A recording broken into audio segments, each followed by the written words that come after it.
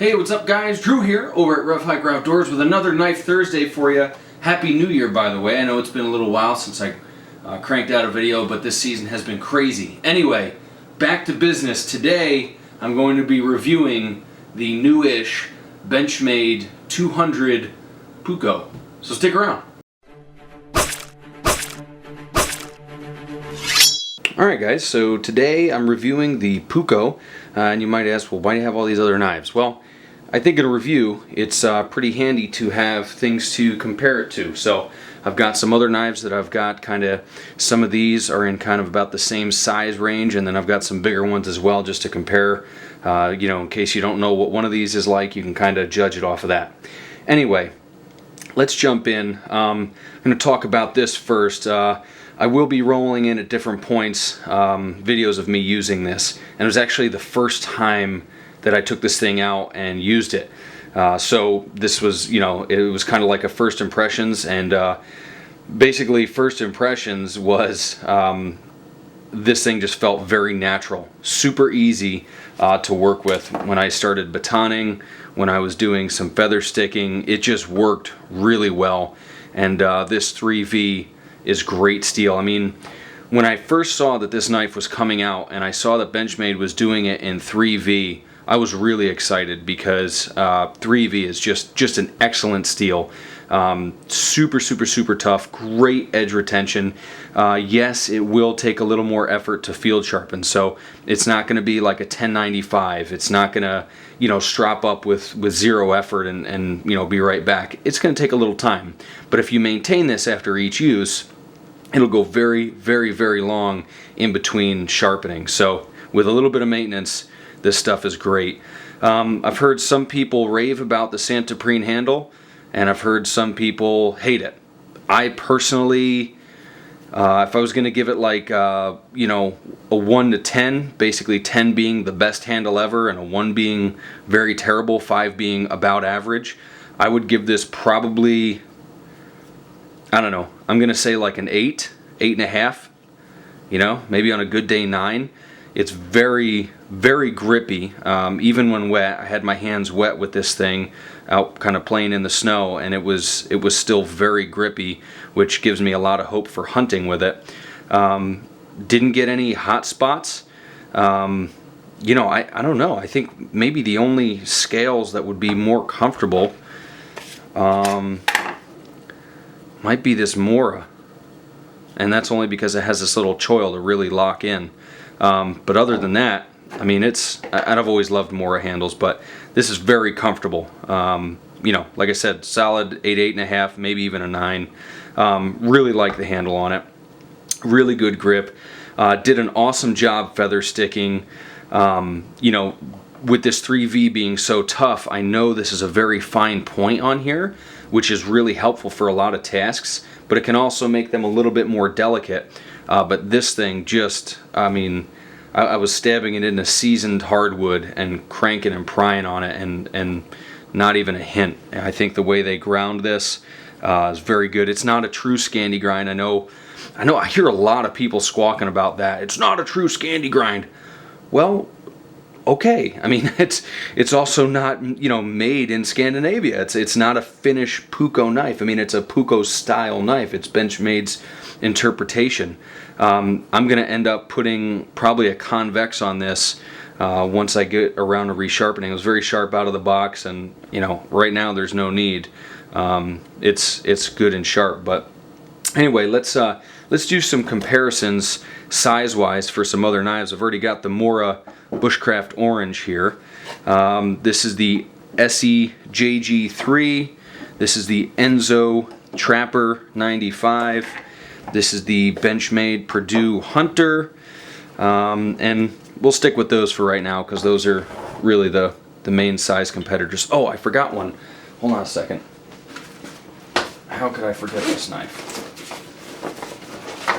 Aha. My SE3. This started out life actually as a partially serrated blade, and I sharpened out the serrations because I don't like them.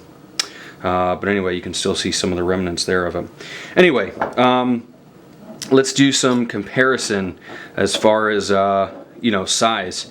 I tried to grab some familiar knives so that you guys could get an idea. I know this is a very familiar knife. I know the Mora is very familiar. You can see this Mora Bushcraft Orange. You line up the scales, and this has maybe a 1/4 inch more reach than the Bushcrafter, or excuse me, the Bushcrafter, than the Puko. This Purdue Hunter, slightly shorter, SE3. Let's see where that stacks up. Go to blade here. Almost identical as an SE3. Let's get this Enzo Trapper 95. Again, cutting edge is almost identical. And this SE JG3, put that right there, is just a hair shorter than the Puko. So let me just say this: the Mora, the Enzo, the SE3, and the Purdue Hunter are, well, these three are incredibly good hunting knives. I've used all of them to field dress and butcher deer, and they are awesome. I've also used Moras. I haven't used this one, but I used a companion which is slightly thinner.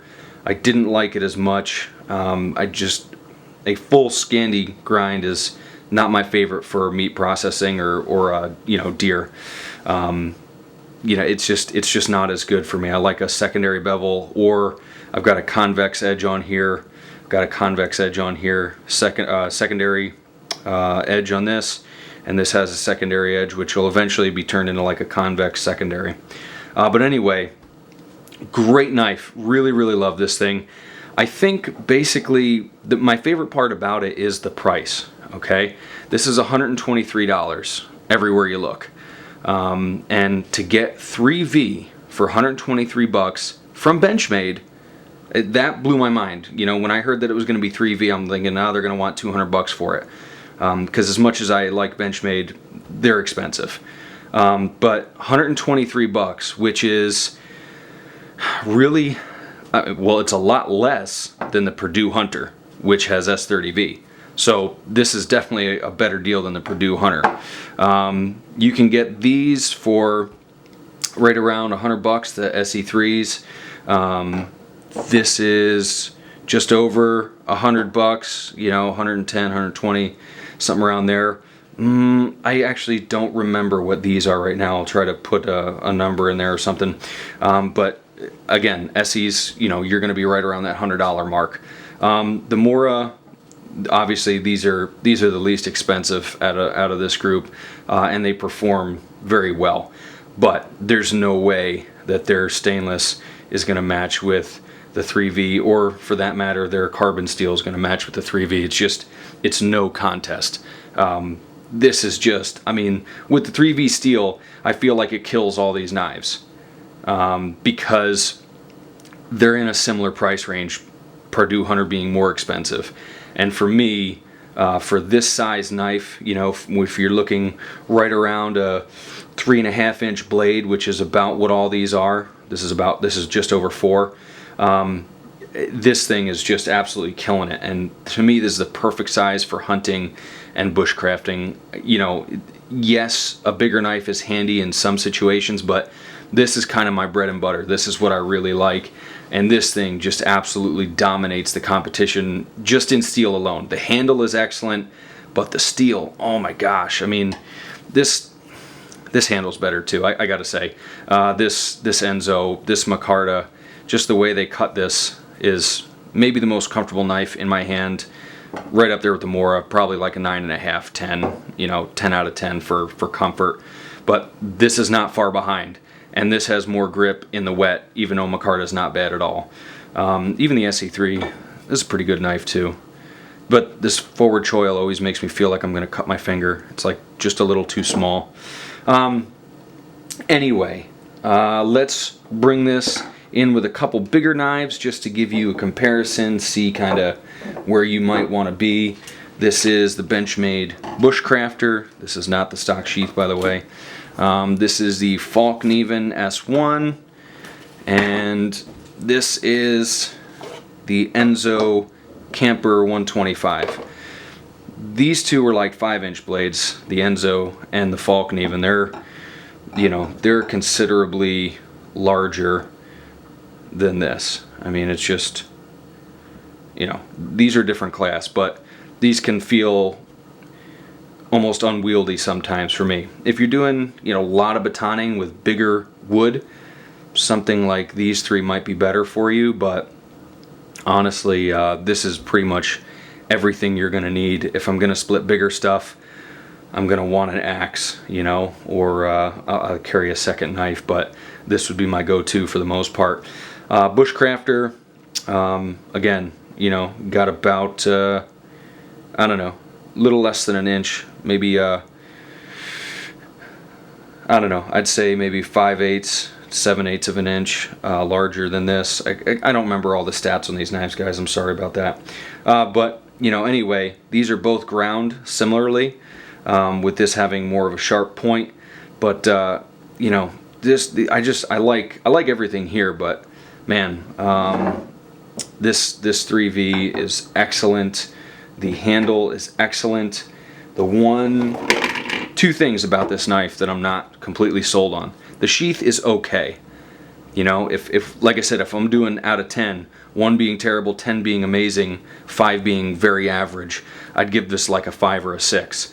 It's a pretty average sheath. It's not amazing. It's not going to blow you out of the water, but it does have very good retention.